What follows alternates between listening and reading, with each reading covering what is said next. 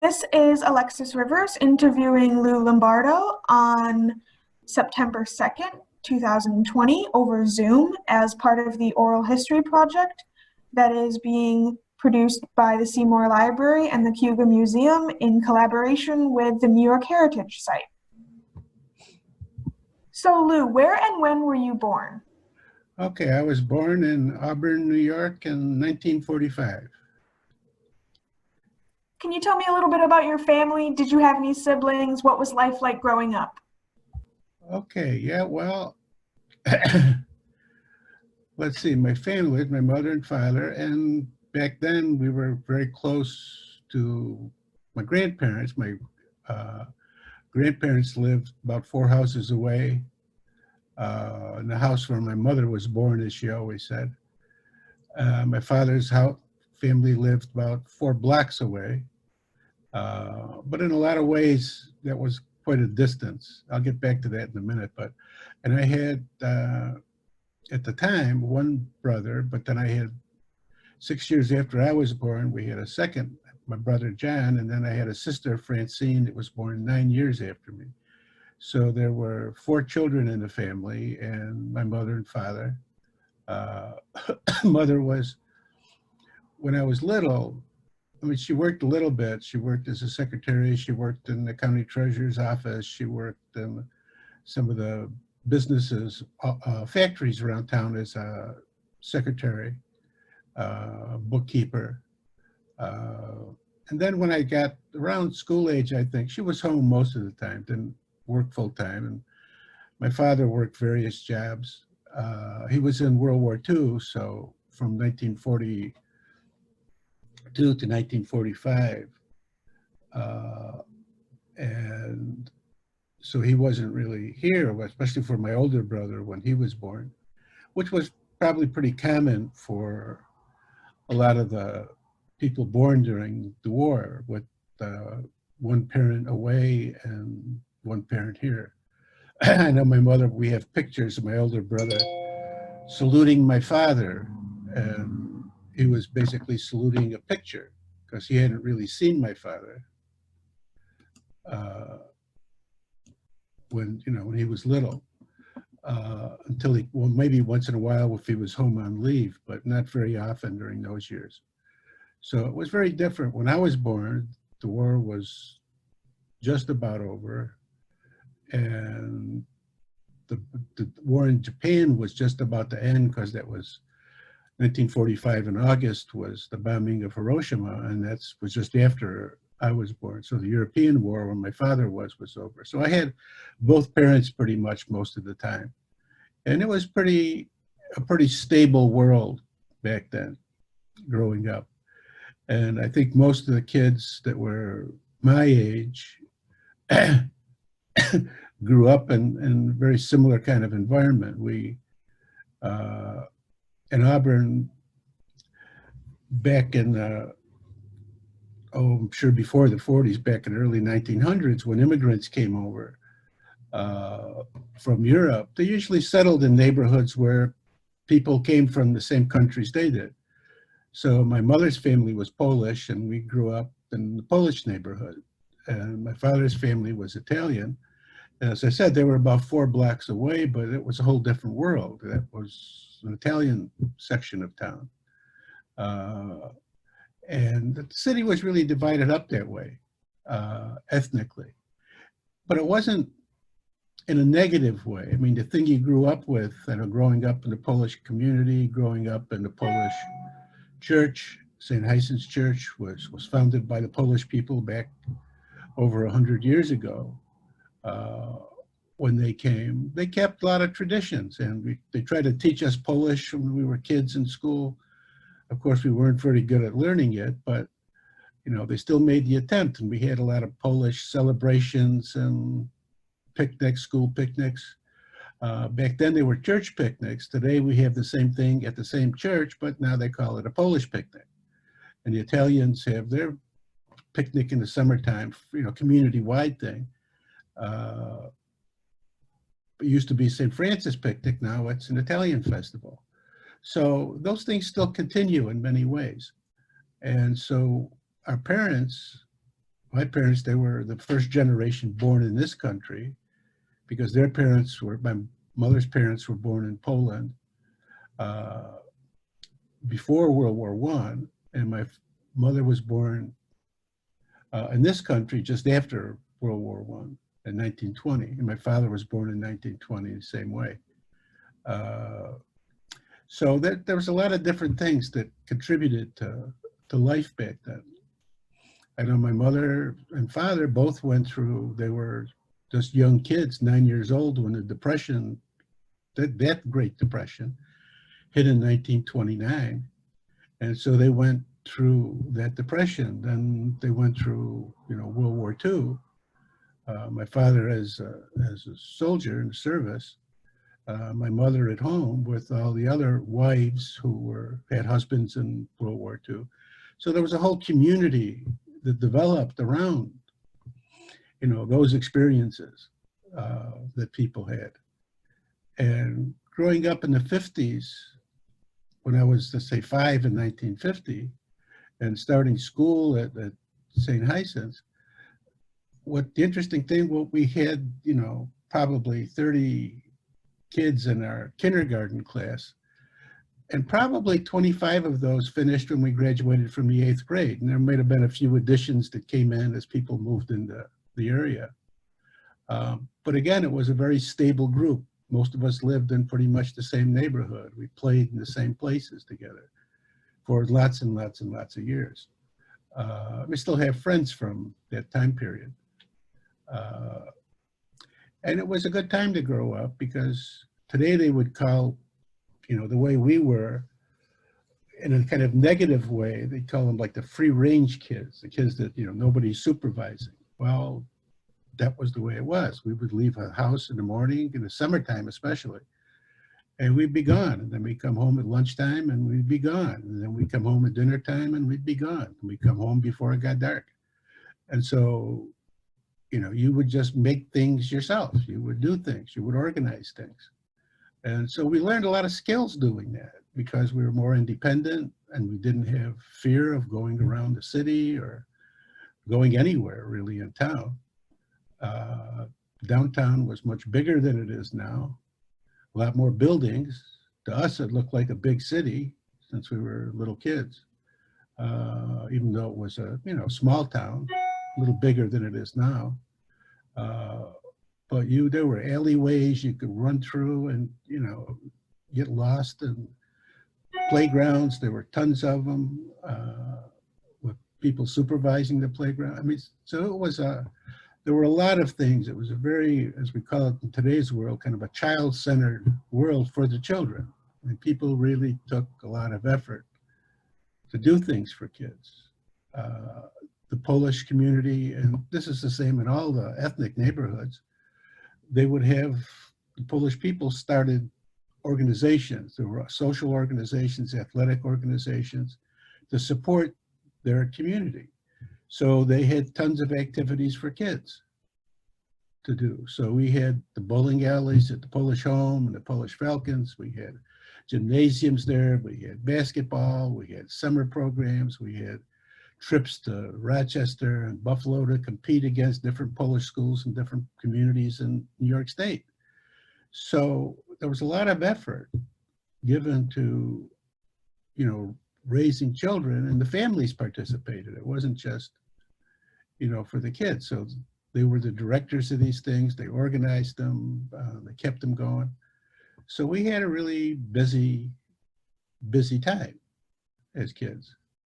And it wasn't, not because, we organized a lot of stuff ourselves, but then there were those things that from our community were organized.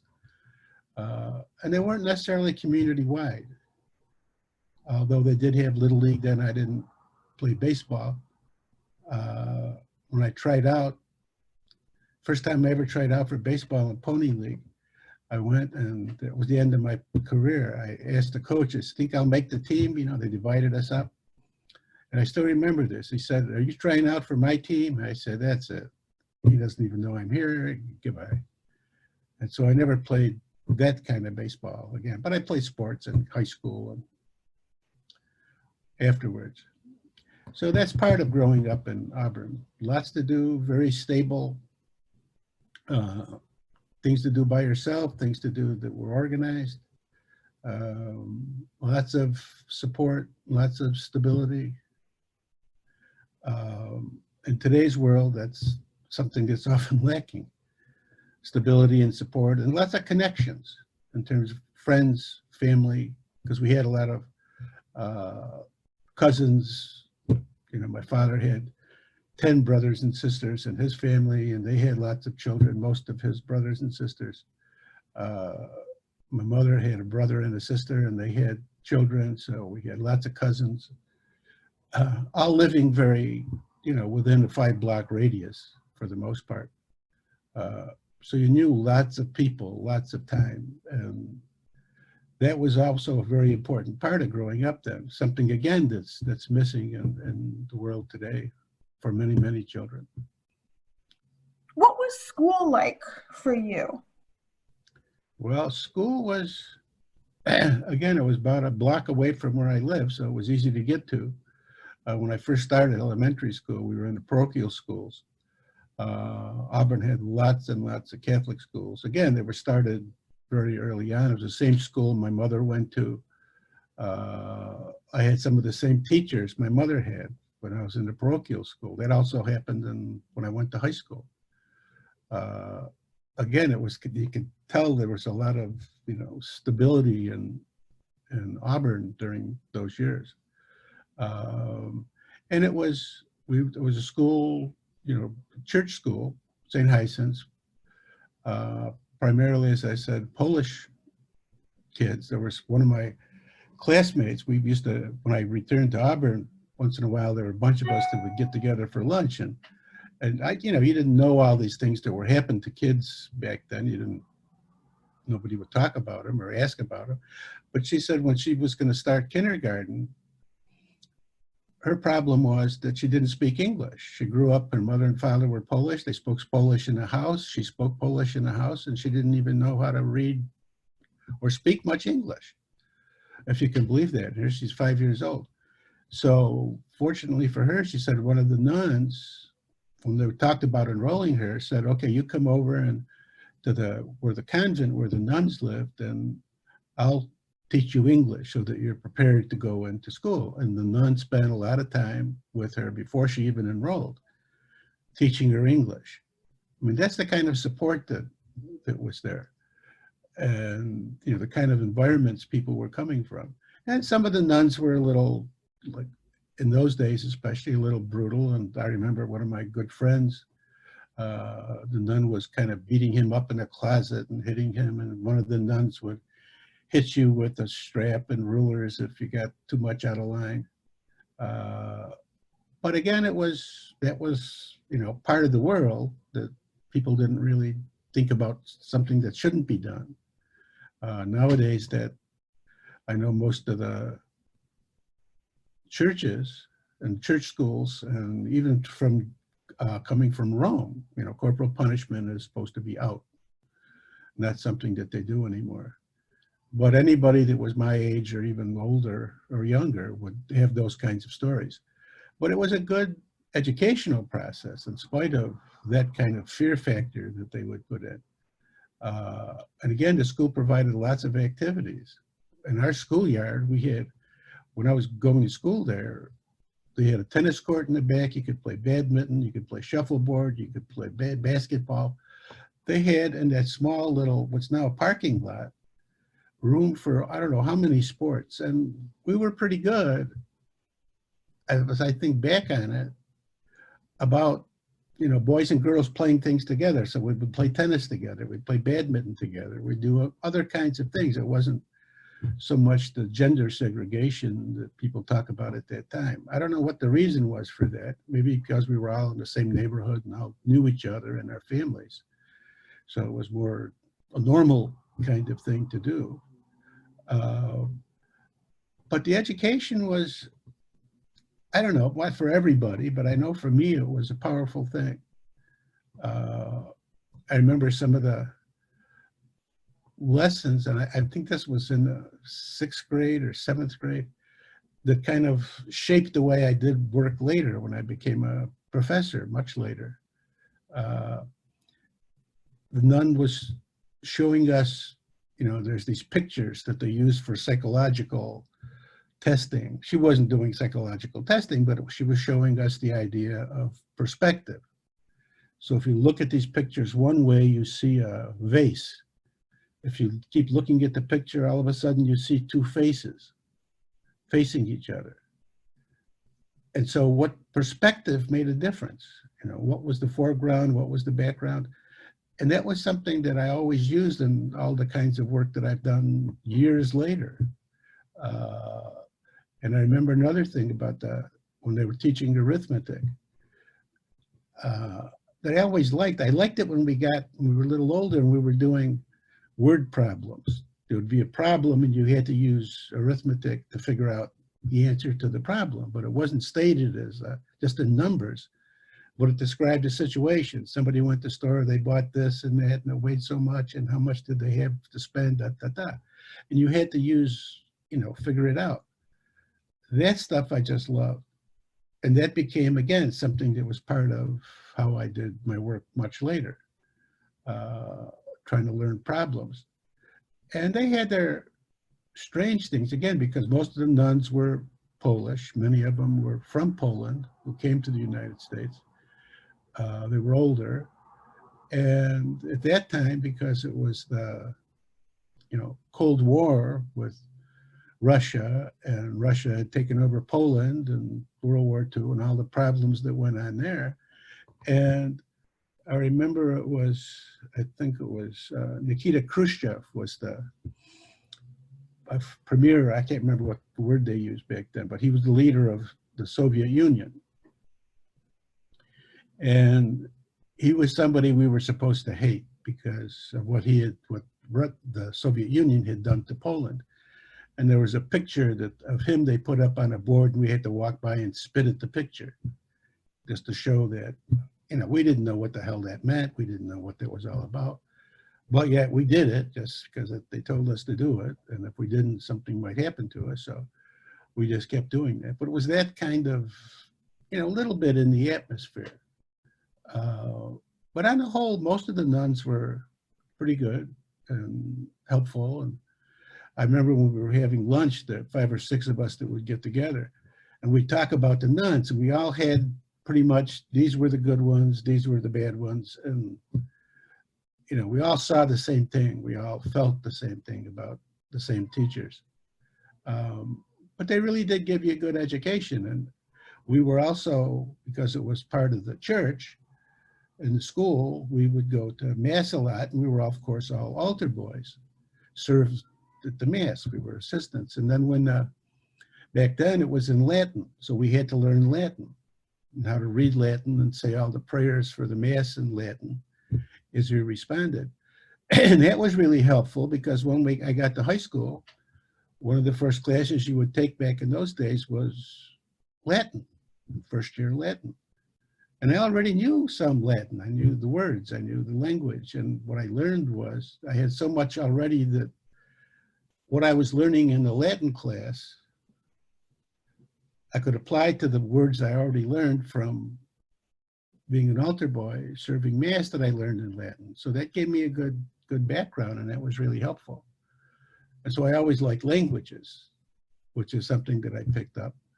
I guess partly because of learning the Latin and trying to learn Polish, which I wasn't very good at. But then when I went to college, my degree was in Spanish, which of course is derived from Latin. So they're all kind of connects. But it was a good place to go. And again, it was close by, so I didn't have to drive or anything. Just cut through people's yards and get to the school, block away. And, we did a lot of things together.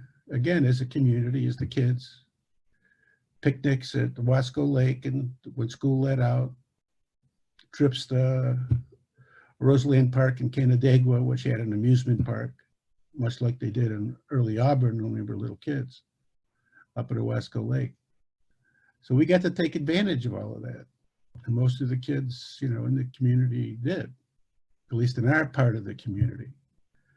But that was one of the things also that was interesting. We didn't interact much with other churches, except in basketball, where they had CYO leagues for basketball. So the schools, St. Hyacinth's would play Holy Family or St. Aloysius or St. Alphonsus or St. Mary's, or all the other schools had their schools and had their teams. And that was the only time we really got together with other churches, in a sense. So even though you were still divided, you had so much stability surrounding you in the school. But I always thought, you know, it was they gave you a good preparation for what you were going to get into. And we took all the regular state exams in St. Hyacinth's. They would do that as well. It wasn't just separate. So it was kind of integrated, but gave you a good preparation. And their parents were very supportive of that stuff. They would help and be involved in that. So that was early education. Lots of good stuff to learn, and a pretty good atmosphere to do it. At least for me. I don't know, can't speak for everybody, but. Can you tell me a little bit about the different jobs you've had and experiences that came with them? Okay, let's see, different jobs. My first, well, when we were little kids, I just want to get back to that a little bit. One of the things around, I don't know, it seemed like people were responsive to kids. They wouldn't just tell them to get out or go away. And one of the first things I did, it wasn't really a job, but it was kind of like a job. I always liked reporters, newspapers, that kind of thing. And when our local newspaper, the Auburn Citizen, was printed, and I think it was Dill Street where the newspaper was, you could go up there and watch the printing press operate. And it was a fantastic thing to watch as the paper got fed into the printers, and it was just incredible. Well, one of my friends and I, we were in nothing, I think it was on a Saturday or something, and we were wandering around looking for something to do, and we ended up going into the newspaper. And we asked them, we said, could we do some work for you, you know, help you out in some way? And they said, oh, why don't you go around to the stores and try to get information about sales? Now they didn't want us to really do that, but they just gave us that assignment. Said, go out and do that. So we thought that was a big deal. So we went out, got a little pad, and went to all the stores that were around town, lots of department stores in downtown Auburn, not much anymore in 2020, but back then there were lots of things. And so we'd go in and ask people what's on sale today, and they'd tell us, and we'd write down information, and we did that for a few hours. And then we went back to the newspaper and gave them our list, and you know, they were very nice about it and says, oh, geez, I remember I sent you out. Thanks a lot. You know, we'll take this and use it. Of course, we didn't get paid anything, but because we weren't really doing anything. But they kept us busy for a few hours. But that was kind of one of the first things I did. And then when I was in high school, I was a director at one of the playgrounds for a couple of years. My brother was director a few years before me, and then I got to be director on a Casey Park playground. And then, of course, I went off to college, and in summers I would work in some of the local factories. I worked at the Sylvania plant in Seneca Falls, nights, the night shift, putting color in color TVs, what they did at that particular plant, or part of it anyway, for summers to make money to go to college. And then I worked at the Auburn Plastics down there, Canoga Road in Auburn when that was there, a couple of summers.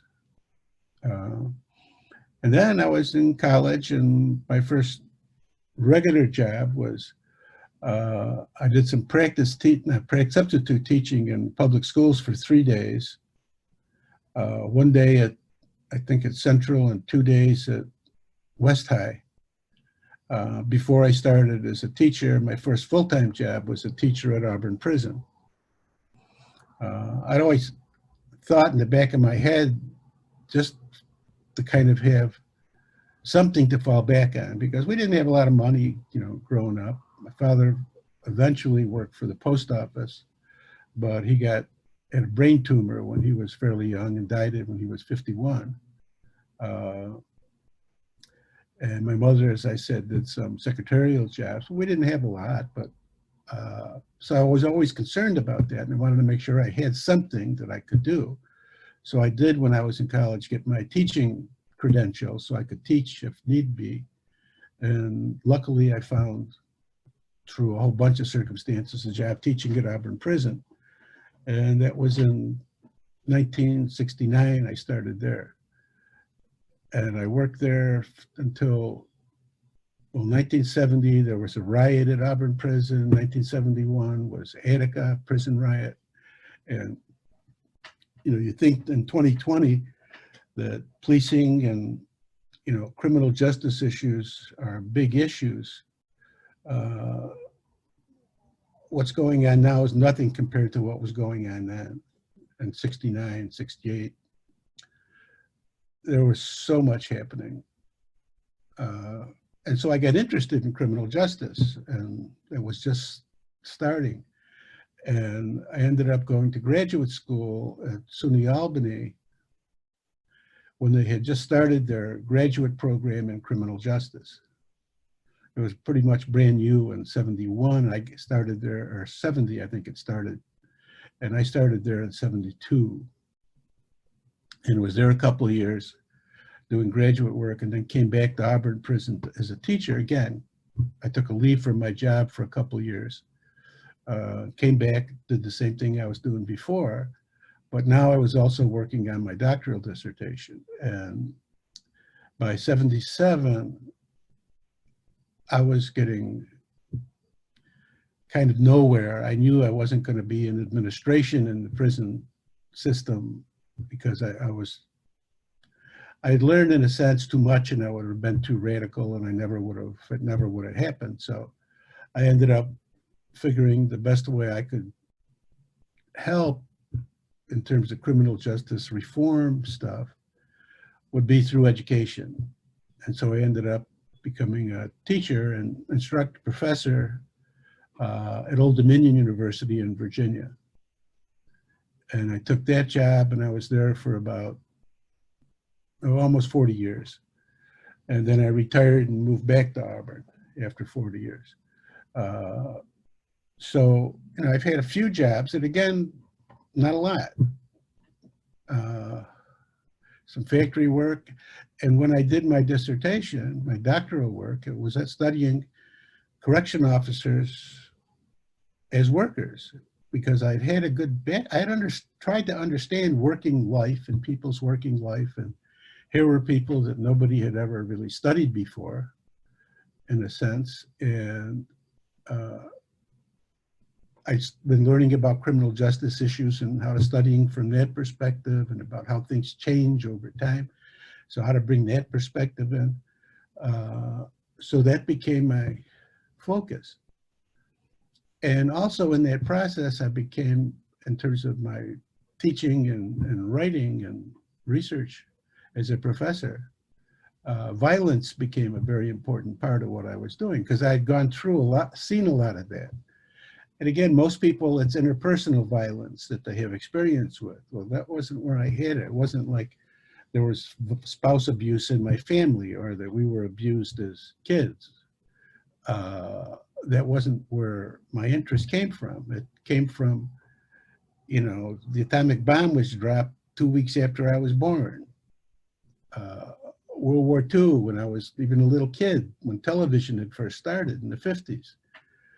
They would show, you know, what happened after the Hiroshima and Nagasaki bombs. There were TV shows about World War II. There were TV shows about the Holocaust. There were things that I would see that would make me, this is a little kid, you kind of wonder, how could people do that to each other? You know, here we're trying to learn about, you know, the golden rule and do unto others and all the stuff we were learning in the Catholic school. But yet here's these examples of this horrific stuff going on. And then when I started working at the prison, we had the riots at the prison, and there was a lot of violence going on in the communities. Think back to the late 60s.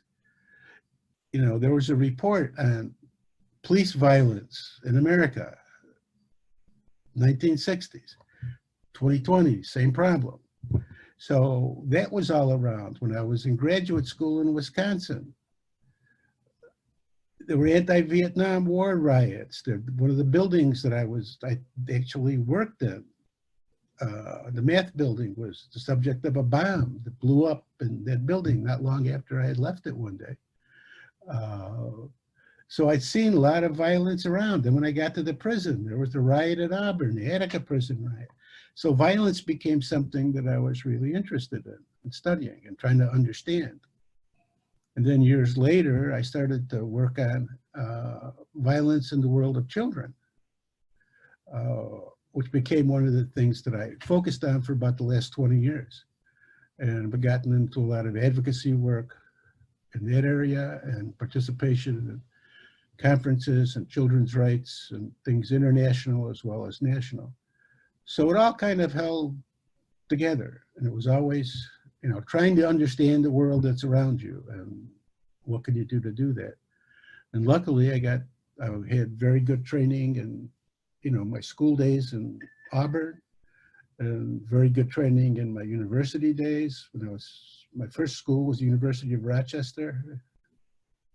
And then, as I said, I went to Wisconsin for a couple of years, then Auburn Prison, then SUNY Albany, then Auburn Prison, and then Old Dominion for 40 years, and now I'm retired. I still teach online courses now, one course a semester, and it deals with violence in children for the most part, because nobody else teaches that there.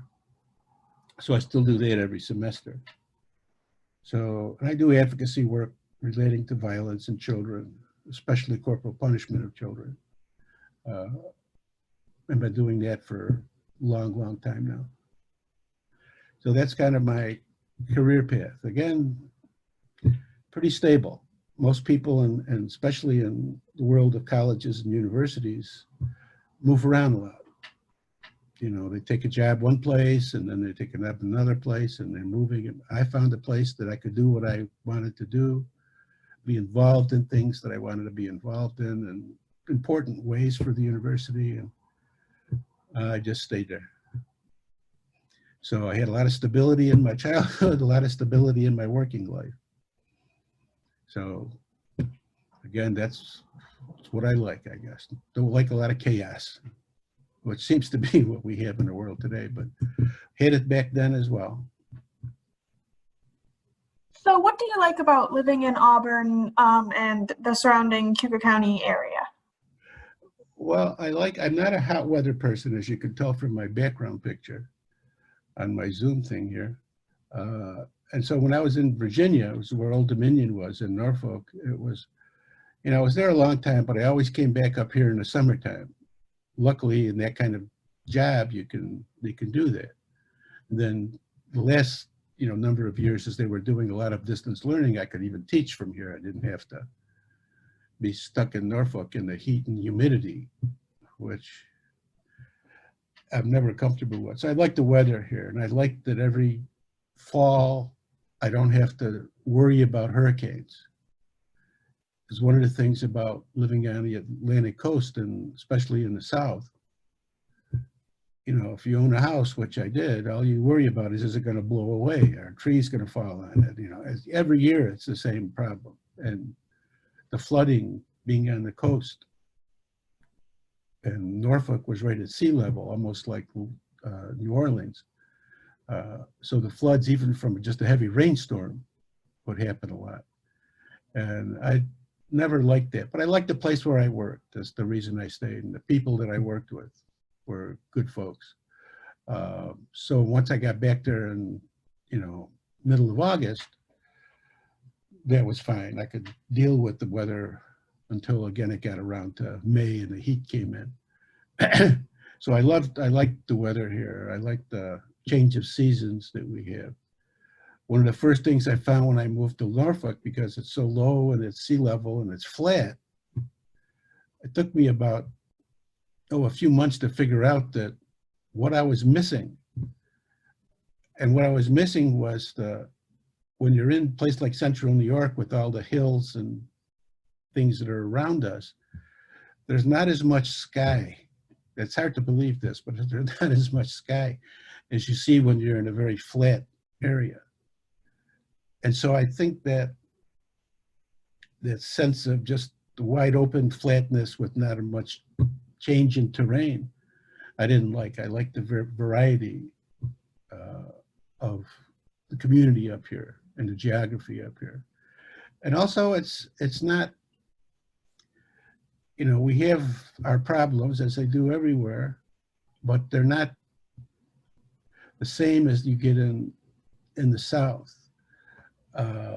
When I was publishing my first book, one of the editors I'd send it to sent me a note. He says, geez, I can see from your last name you're not one of the FFVs.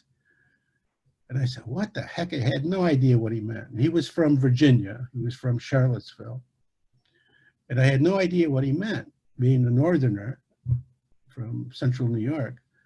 So I was asking some people, and they said, oh, FFVs are First Families of Virginia. The implication being, oh, your name is Italian, so you weren't on the boats that came over to settle in Virginia. It's the First Families of Virginia,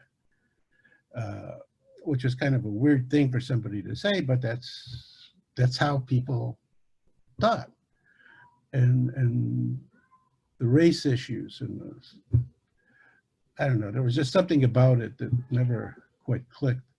And it was funny, one of my friends was taught in the English department, taught courses on linguistics and dialects. And she used to invite me to her classes to read things so students could try to figure out where I came from. She says, you've been living in Norfolk and Virginia for 20 years and you've picked up nothing. You don't have any of the sounds that Southerners have. You haven't picked up any of the dialect from the South. And she says, you must really be a Yankee through and through, which I guess was right. It was just I guess just, you know, you are, and just stay that way. So that was again something that was always troubling. At one of my first apartments, when I was looking for an apartment, the landlady says, I asked her how much the rent was. She said, well, for you, it would be so much. And then she tells me, volunteers this information, but if I was renting this to a black person, the rent would be twice as high because they don't want the black people to rent the apartments. So, you know, talk about fair housing, but there was always that kind of background to things. And I'm sure you have some of that up here, but it's not as blatant, not as open. And I think given this area, Auburn, Cayuga County, with its history, and I know one of the friends of mine, David Conley, talks about the quarter of conscience, that as you think about the anti-slavery movements, the abolition movements, the women's rights movements, the learning from the Native American tribes that were here back when this area was first being settled, the prison reform movement with Thomas Mott Osborne and all the things that happened during that period. There's just that tradition in history. And there's many people who are attuned to that kind of human rights kind of approach to the world and human dignity approach to the world, that it's much more comfortable, at least for me here. And I found a lot of people that are working on those issues in our community. And so I can join some of those groups and work with them and, you know, have good dialogue and have impact. And I think that's starting to happen. So, you know, again, that makes it a better place to live. It's not like I know I worked with some groups in Norfolk and Hampton Roads area of Virginia, and it was like the same thing every year for 20 years. They would say the same things and nothing would ever get done. It would just kind of spin around. Where up here, things seem to happen a little bit more concretely. And I like that as a kind of place to live and a place to work. Do you think there's anything missing from sort of the common knowledge, written history of the Auburn area? Well, I think people, you know, at various times it pops up more. And I think there's the diversity of the community, I think, is something that we understand, we know about. We don't always keep it in the forefront. You know, that is respecting the diversity and respecting the commonalities. I think, I remember back in, I don't know when this was, maybe in the 60s, early 70s, because I know I was living in Auburn at the time, so it might have been when I was working at the prison. But the local newspaper, the Auburn Citizen, ran a series of articles that were really fascinating. One of these days I'm going to go look them all up and print them out. But they were on people who had immigrated to this area from Europe. Many of them, like my grandparents, people of that age, and talked about what happened when they came here, why they picked this area, or why they ended up in this area, how they found their jobs, how they found housing, you know, how they found community with other people from the same countries and so forth. That really pointed up both the diversity of people, but also the common experiences of people. And it was just a very well thought out and well planned series of articles. And I remember one of the people they covered was a person that I knew from our church, and he had been a prisoner in one of the concentration camps in Nazi Germany.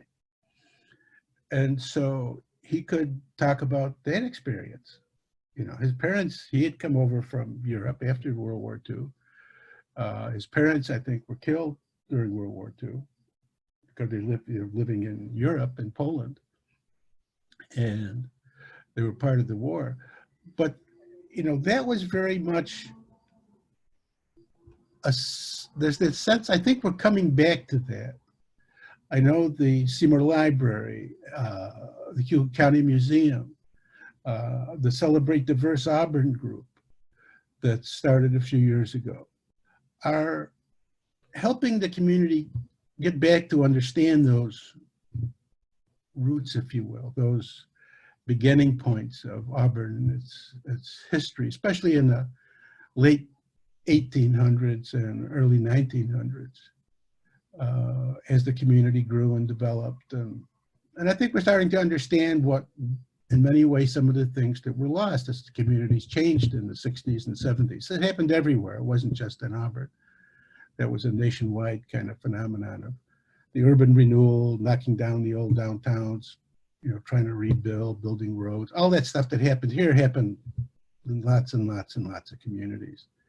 But I think we're getting to build community a little bit better and a little bit more. And I hope that's the case. It's a long-term process. It doesn't happen overnight. But people that are of goodwill and willing to listen to others and listen to learn from other people, as I think we did when we were kids, learning to respect different cultures, whether they were Italian or Polish or German or Irish or whatever it happened to be, those kind of ethnicity things, or African American, as it was. You know, that's, I think, starting to get better. In spite of all the division that we see, I think there's still an undercurrent of people want to find a commonality and the sense of community for everybody. And so we just need to keep working at it and working at it. It takes a lot of effort, a lot of time, a lot of energy. But I think there's a lot of people who have that. So I think we're getting there. Hopefully we will. Shifting gears just a little bit, of course, we also want to try and document a little bit of what's going on now as well, in terms of the pandemic. So how has that affected you in the last year or so, 6 or 7 months? Things have changed. Well, I gotta be, you know, honest. In many ways, what has changed is some of the travel that I used to do, I haven't done. Like right now, I would normally be in San Diego at a conference. This time of year, there's a conference that I go to every year that is on violence and trauma that meets in San Diego. And this year we're doing it by Zoom. So yesterday afternoon, I was 2 hours on my computer participating in Zoom conferences. So you got to do it that way. You're not traveling, you know, and seeing people together with the person. You see them on Zoom, but that's a little bit different way of doing it. So for me, that's been the only thing that's really changed. I don't go to the grocery stores as much. I go into the stores now. I did for about 2 months. We had groceries delivered instead of going to the store. But I think now it's at least, there's enough protocols in place, both at the stores and with people being pretty careful about masks and distancing and stuff, that it's a little safer. Well, fortunately, we're still able to play some golf, and I like playing golf. I didn't like it. It's a hard game, but I'm getting a little bit better at it. So I like it a little more than I did a few years ago. Now, when golf season ends, that's going to be a whole different story. But again, I can teach. I still teach online, so I can do that. I still write, so I can still do that. And many of the things that I do, you know, I can still do. The only thing that's not there is the travel. When I leased a car a few years ago, and I got all these miles, you know, on my lease, because I thought I'd be going to Virginia or North Carolina where my sister lives, and now she's in Florida. But, you know, last 8 months, that's been, so I've got all these miles I've never driven that I'm paying for, but live and learn. My next one will probably be a little shorter lease for in terms of miles, but other than that, it hasn't been all that much change for me, you know, being older. I'm sure for a young person, which is what I worry about, it's changed a lot. With schools being closed or not closed or online or what have you, it's, you know, not a world that anybody was prepared for, especially for young people. One of the questions I'm having my students work on right now in my class that just started is how has, you know, COVID changed your experiences of what you thought about in terms of the future? Because I'm sure, you know, the whole world of work and jobs and what people do and the stability of that has changed drastically. I don't have to worry about it because it's not something that's going to affect me that much. I can still do the job that I normally do online or not. But how is it going to affect the younger people? What's the world that they see out there in front of them as a result of this? So it's going to be interesting to see. But as I said, for me, it hasn't changed all that much. Have you been able to keep in touch with friends and family? Yeah, pretty much. You can do it. I do it through Zoom, or I do it through, you know, emails and text messages. And my friends in Virginia, I still do some work down there, some consulting. So we have Zoom meetings every month or so. And the friends that I would normally see at the meetings that I go to, you know, we work on some projects together. So we get together on Zoom meetings. So in that sense, I can still do that. So connections are pretty much okay. Well, thank you for being a part of the project and sharing your stories and experiences. Okay, I look forward to seeing the whole project. All right, thank you. Thanks, Alexis. Take care.